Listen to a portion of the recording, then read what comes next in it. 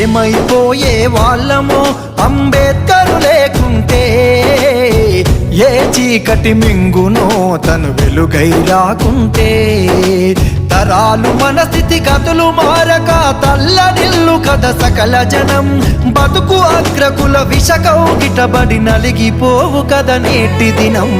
ఏమైపోయే వాళ్ళమో అంబేద్కరు లేకుంటే, ఏ చీకటి మింగునో తను వెలుగై రాకుంటే.